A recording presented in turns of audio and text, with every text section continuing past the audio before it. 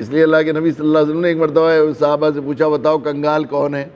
کہا کنگال وہ ہے جس کے پاس روپیہ پیسہ نہ ہو۔ صحابہ نے جو عام اصطلاح کے مطابق بات ہوتی ہے جواب دیا، فرمایا کنگال وہ نہیں ہے، کنگال میرا وہ امتی ہے جو بہت سی نیکیاں لے کر آئے گا، بہت سی نمازیں پڑھی، بہت سے ذکر کیے، بہت سی تلاوتیں کی،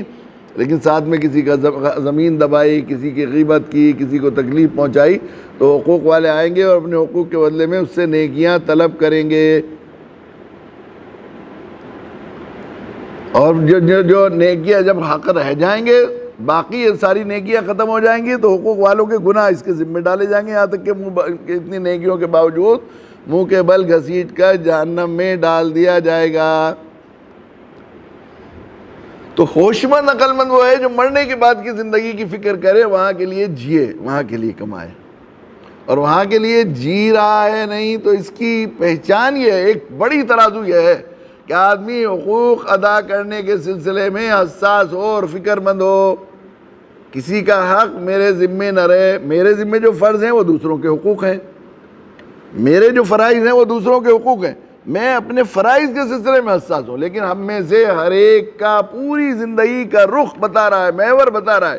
کہ ہم میں سے ہر ایک کو اس کی فکر ہے اور اس کی شکایت ہے کہ میرا حق نہیں ملتا۔ جو آدمی آخرت کے لیے جی رہا ہے تو اس کا تو ہر وقت یہ فکر رہنا چاہیے کہ میرے ذمے کسی کا حق نہ رہے، فلاں آدمی اپنا حق نہیں لیتا۔ لیکن آج تک آپ نے کسی کو دیکھا اس بات کے لیے لڑتے ہوئے یا فکر کرتے ہوئے یا ہمارے اجتماعی طور پر کہیں احتجاج ہوتے ہوئے یا اس بات کی فکر کرتے ہوئے یا ریلی نکلتے ہوئے کہ فلاں آدمی اپنا حق نہیں لیتا؟ ہر ایک کو یہ شکایت ہے، ابا ہمارا حق نہیں دیتے۔ جب جتنے لوگ آتے ہیں، ہم لوگ ملا لوگ ہر وقت لوگ آتے ہیں دعا کے لیے اور مسائل حل کرنے کے لیے، تو مسئلہ یہی ہوتا ہے، بھیا ہمارا حق نہیں دیتا، پڑوسی ہمارا حق نہیں دیتا، اماں ہمارا حق نہیں دیتی، بیوی ہمارا حق مار رہی ہیں، شوہر ہمارا حق مار رہے ہیں، سب کو اس کی فکر ہے۔ کوئی ایک آدمی بھی مہینوں مہینوں تک یہ فکر لے کر نہیں آیا تھا کہ میرے ذمے فلاں کا حق ہے، وہ لیتا نہیں، اس کا کیسے ادا کروں، اس کی فکر نہیں ہوتی۔ اس لیے ہمیں ہمارا جو بنیادی منصبی فریضہ ہے دعوت کیا ہے؟ انسانیت کا حق ادا کرنا۔ اللہ نے جو ہمیں امانت کے طور پر دیا ہوا ہے دین، یہ ان تک پہنچانا ہماری ذمہ داری تھی، اور ہمیں ہر وقت اس کی فکر ہے کہ وہ ہمارا حق نہیں دیتے، وہ ظالم ہے، ہم مظلوم ہیں۔ حق مارنے والا ظالم اور حق جس کا مارا جائے وہ مظلوم ہے۔ ہمارے پاس یہ اجتماعی طور پر دین کی شکل میں اللہ تعالیٰ نے حق دیا ہے، اجتماعی طور پر دیا ہے، یہ اللہ تعالیٰ نے دیا تھا۔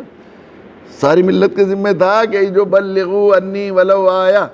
جو بات تم تک پہنچ گئی ہے اس کو پہنچا دو دوسرے تک۔ یہ قرآن اور قرآنی دین پورا کا پورا ہمیں امانت کے طور پر دیا گیا ہے، جس کو دوسروں تک پہنچانے کی ہماری منصبی ذمہ داری ہے۔ یہ حق ادا کرنے کے لیے ہمیں خیر امت کا لقب دیا ہے، لیکن ہمیں حق ادا کرنے کی کوئی فکر نہیں ہے، ہمیں تو بس حق لینے کی فکر ہے ہر ایک کو۔ جہاں شکایت ہے یہی ہے، ساری لڑائی کبھی آج تک کہیں سنی ہے کوئی اس بات پر لڑائی کہ میں اس کے پیسے دینا چاہتا ہوں، بہن کا حصہ تھا وراثت میں دینا چاہتا ہوں، وہ لیتی نہیں ہے، حضرت آپ سفارش کر دو، کہیں سنا ہے؟ بھلا میرے بیٹے کا فلاں حق ہے یا میرے بھائی کا فلاں تھا، گھر میں آدھا حصہ اس کا بیٹھ رہا تھا تو وہ لیتا نہیں ہے، یا جو بھی چیزیں کہیں سنا ہے آج تک کوئی ایک آدمی دیکھا خواب میں بھی دیتے ہوئے یہ صورتحال؟ پھر ہم کیسے کہہ سکتے ہیں کہ ہم مسلمان ہیں؟ ایمان دیندار کہنا کا مطلب یہ ہے کہ آخرت کی فکر کے ساتھ مرنے کے بعد حساب کتاب دینا ہے، اس کے لیے جیے۔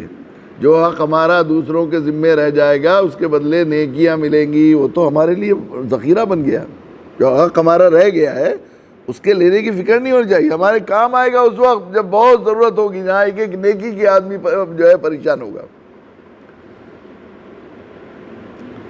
چونکہ ہم لوگ صرف موت سے پہلے کی زندگی، صحیح بات یہ ہے کہ آخرت کا یقین نہیں، صحیح ایسا لگتا ہے، میں تو اکثر یہ بات کبھی کبھی بہت شرم کی وجہ سے جی چاہتا ہے منہ چھپانے کو، کہ ہمارے بڑوں کو تو ہر وقت یہ فکر ہوا کرتی تھی اس کی کہ کہیں پتہ نہیں ہم مسلمان ہیں بھی ہیں کہ نہیں ہے کہ نہیں، ایسا کبھی ہوتا تھا ہے کبھی نہیں ہے، اس طرح شک ہوا کرتا تھا، ایسا ہوا کرتا۔ لیکن اب جو ہماری زندگی کا سسٹم ہے 100% حقوق کے لیے لڑنا، دوسروں سے حقوق حاصل کر، حقوق دینے کے لیے لڑنا نہیں، فرائض ادا کے نہیں، حقوق لینے کے لیے لڑنا، ساری لڑائی ہماری اور ساری زندگی کی تگ و دو اور ہمارا محور ہر وقت کی دھن اور فکر اس کی ہے کہ مجھے حق نہیں ملا کسی، اس کی فکر ہے۔ یہ فکر بتا رہی ہے ہمیں کہ ہمیں شاید اور بے احتیاطی زندگی کی، جو چاہے بول دیا، جیسے چاہے کھا لیا، جس کو چاہے ذلیل کر دیا، جس کو چاہے جس کے حق میں کوئی بات کہہ دی، یہ بے احتیاطی یہ زندگی کی بتا رہی ہے کہ ہمیں یہ یقین ہو گیا ہے کہ آخرت نہیں ہے۔ آخرت کے نہ ہونے پر ہمارا ایمان ہے، ایسا لگتا ہے، بالکل صورتحال ہی ہو گئی۔ اکثر ہم دیکھتے ہیں